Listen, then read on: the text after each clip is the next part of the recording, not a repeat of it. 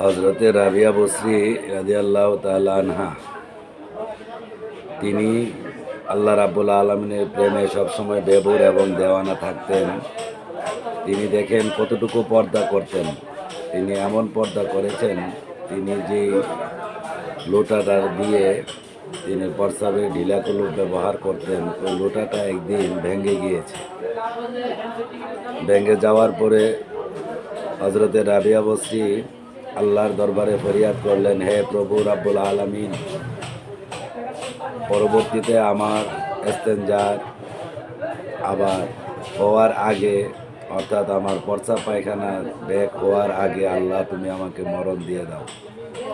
রাবিয়া বসরির সঙ্গে তার সহচর একটা মহিলা ছিল। সেই মহিলাটা বলতেছে, মা আপনি এই কথাটা কেন বললেন? তখন রাবিয়া বসরি বললেন, জীবনভর এই লোটাটা আমার গুপ্তস্থান, আমার ইজ্জত দেখেছে। এখন নতুন করে একটা লোটা যদি আমি কিনে আনি, তাহলে সে আমার এই লজ্জাস্থানটা আবার দেখবে, তাতে করে আমার গুনাহ হবে। দেখেন কত পর্দা তারা করে আল্লাহর তাপস্বিনী হয়েছেন। আর বর্তমান সমাজের ভিতরে মা বোনেরা যা করে তা কোনো বলার আর কোনো অবকাশ থাকে না, তারা যা মনে চায় তাই করে। এই রাবিয়া বসরি তিনি রাতের বেলায়, আপনারা জানেন তিনি একজনের ঘরের চাকরানি ছিল, সে ঘরে কাজ টাজ করতো, তার মালিকের কাজ সারাদিন সে করে রাতের বেলায় মহান আল্লাহ পাকের ইবাদত বন্দেগী করতেন। একদিন তার মালিক খুব রাগ হয়ে তাকে অনেক গালিগালাজ করেছে। ওই দিন রাত্রেবেলা সে হজরতে রাবিয়া বসরি রাতের বেলা আল্লাহ পাকের ইবাদত করার জন্য তিনি ঘুম থেকে উঠে রাতের 2টার পরে যখন মালিকের দরবারে সেজদায় পড়ে কাঁদতেছেন, মালিক দয়াময় আল্লাহ, আমি তোমার ইবাদত করতে যাই, আমি সঠিকভাবে তোমার ইবাদত করতে পারছি না। এই বান্দি তোমার ইবাদত ঠিকভাবে করতে পারে না, তোমার সন্তুষ্টি অর্জন করতে পারে না। অপ্রভু দয়াময় রাব্বুল আলামিন, তুমি আমাকে ক্ষমা করো। এইভাবে যখন সে ফরিয়াদ করে কান্নাকাটি করতেছিল, তখন রাবিয়া বসরির মালিক অনেক রাত্রে কেন জানে বাসায় সে আসছে, এসে দেখে তার কাজের মহিলা খুব কান্নাকাটি করতেছে। সে দূর থেকে সব কিছু ফলো করলেন। তারপরে সে নিজে অনুতপ্ত হলেন, হায় হায়, আমি মেয়েটাকে এত গালিগালাজ করলাম, এই মেয়েটা দিয়ে আকাশের দিকে তাকিয়ে তার সৃষ্টিকর্তার কাছে সে অনেক কিছু করতেছে না, এই মেয়েটা তো সাধারণ মেয়ে। তার এই আনয় মিনয় কান্না দেখে তার মালিকের দয়া হলো। সকালবেলা রাবিয়া বসরিকে ডেকে তার মালিক বলল, আজকে থেকে তোমাকে আমি মুক্ত করে দিলাম, তুমি আর কোনো কাজ করতে হবে না, তুমি আমার বাড়িতে থাকবে, খাবার দাবার সব খাবে, আর কোনো কাজ তোমাকে করতে হবে না, আমি তোমাকে আজকে থেকে মুক্ত করে দিলাম। হজরতে রাবিয়া বসরি মুক্ত হলেন। তখন তিনি পরবর্তীতে যখন তার যাবার সময় হয়েছে, তখন তাকে রাতের বেলা আহ্বান করলো, হে পবিত্র আত্মা, তুমি তোমার রবের প্রতি তুমি বিনয় হও, তোমার রবের কাছে প্রত্যাবর্তন করিতে হইবে, তোমার সময় হয়ে গিয়েছে। তখন রাবিয়া বসরি তখন তার জবান থেকে বলে, ইয়া আইয়ুতুহান নাফসুল মুতমাইন্না তুরজি ইলা রাব্বিকি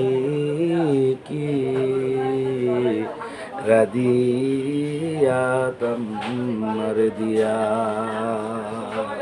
অর্থাৎ তিনি বলছেন, হে পবিত্র আত্মা, তোমার প্রভুর দিকে সান্নিধ্যে পদ্মাবর্তন করো, খুশির আনন্দে তুমি গ্রহণ করো যে তোমার প্রভুর সঙ্গে তোমার মিলন হতে যাচ্ছে।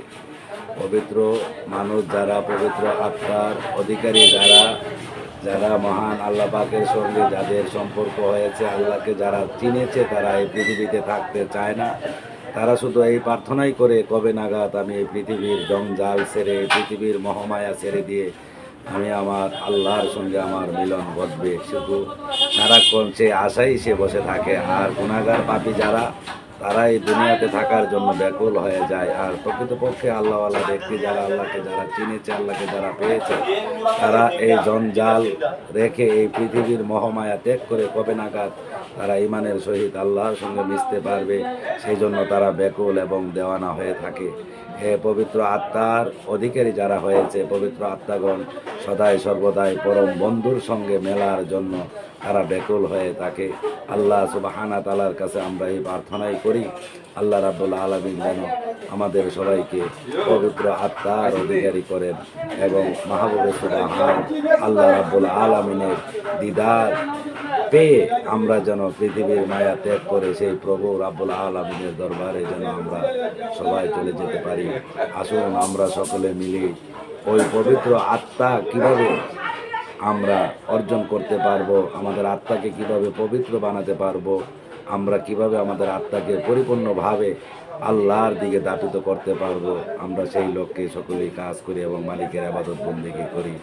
আল্লাহ সুবহানাহু তাআলা আমাদের সবাইকে কবুল করুক এবং আমাদের সবাইকে আল্লাহ পাকের গোলাম হিসাবে কবুল করুক। আমিন সুম্মা আমিন। সকলে ভালো থাকবেন, সুস্থ থাকবেন। আসসালামু আলাইকুম ওয়া রাহমাতুল্লাহি ওয়া বারাকাতুহু।